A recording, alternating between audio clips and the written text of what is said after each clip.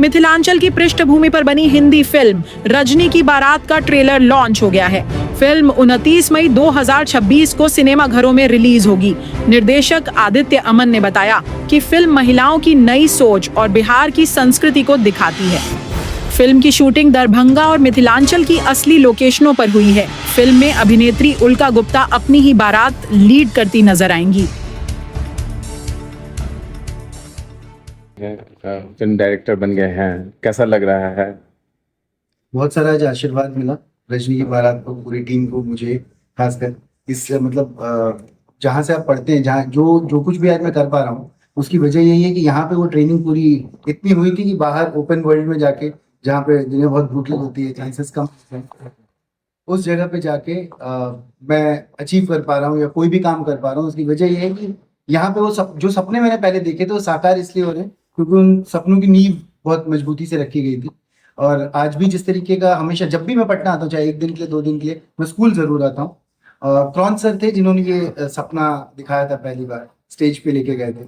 और आज जो कुछ भी है वो इस स्कूल की वजह से है। तो सबसे पहले स्कूल को थैंक यू, मैम को थैंक यू जो स्कूल देख रहे हैं। आपकी जो फिल्म आ रही है रजनी की बारात, कितनी अलग और कितनी खास है? देखिए कितनी अलग है, इसके लिए तो आपको थिएटर जाके देखना पड़ेगा कि कितनी अलग है, लेकिन कॉन्सेप्ट बहुत यूनिक है। कि एक छोटा सा सवाल है कि लड़की अगर बारात लेके जाए समाज में, तो समाज उसको कैसे देखता है। तो उस पॉइंट पे ले जाके हमने उस मूवी को छोड़ा। इंडिपेंडेंट मूवी है, बिहार में शूट हुई है, पूरी तरीके से दरभंगा में शूट हुई है। मैं कह सकता हूँ पहली बॉलीवुड मूवी है जो कि पूरी तरीके से बिहार में शूट हुई है।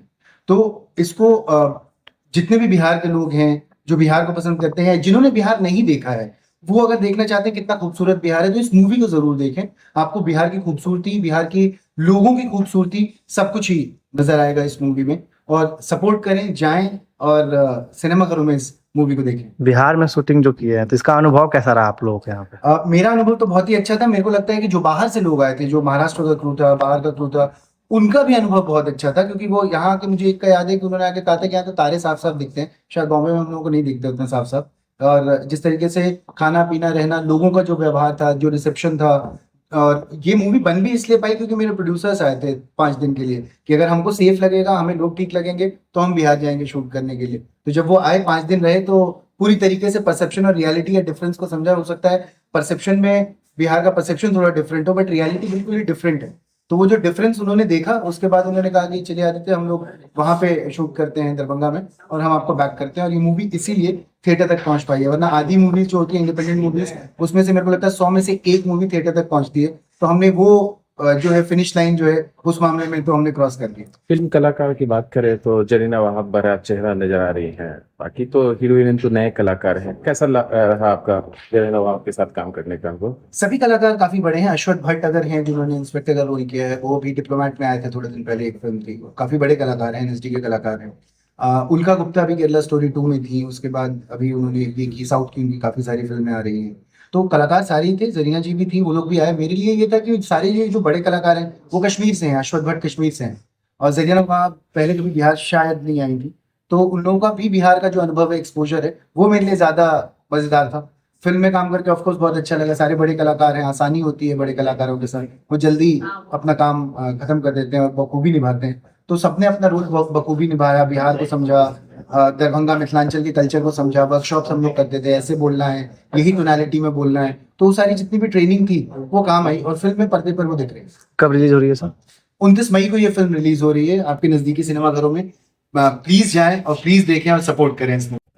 हम लोगों के लिए तो ये एक किसी बहुत बड़े त्योहार से कम नहीं है। जो बच्चा यहाँ पर अपनी शुरुआत के क्लासेस से लेकर के क्लास 10 तक पढ़ाई की, और उनको यहाँ पर जो शिक्षा मिली, जो वैल्यू सिस्टम उनको दिए गए, उन्होंने जो यहाँ से सीखा, और यहाँ के शिक्षकों ने उनकी इस क्रिएटिविटी को पहचाना। जैसे उन्होंने कहा कि मैं शुरू से ही अपने स्कूल डेज में भी थिएटर करता था, जितने भी एक्टिविटीज होते थे, डिबेट, स्पीचेस, मैं उसमें पार्टिसिपेट करता था। स्कूल लेवल के लिए बहुत छोटी चीजें हैं, लेकिन स्टेज पे जाकर के खड़े होकर के बोलना, अगर उस बच्चे की शुरुआत यहाँ पर हुई और वो कॉन्फिडेंस लेवल आज इस स्तर पे पहुंचा कि आज वो बच्चा हमारे स्कूल से निकल करके बिहार के लिए एक पिक्चर बना रहे हैं और हमारे कल्चर को इतनी खूबसूरती से प्रेजेंट कर रहे हैं, हमारे लैंग्वेज को प्रेजेंट कर रहे हैं। और सबसे बड़ी बात इस पिक्चर के लिए कि ये पूरी पिक्चर हमारे दरभंगा के एरिया में ही शूट की गई है। तो it Indeed is a moment of pride for us and we wish him all the best, and we want more and more people, especially people from Bihar, to go and to watch the movie, to encourage our student, our child, and a son of this state of Bihar who has come out with a unique concept of Rajni की बारात।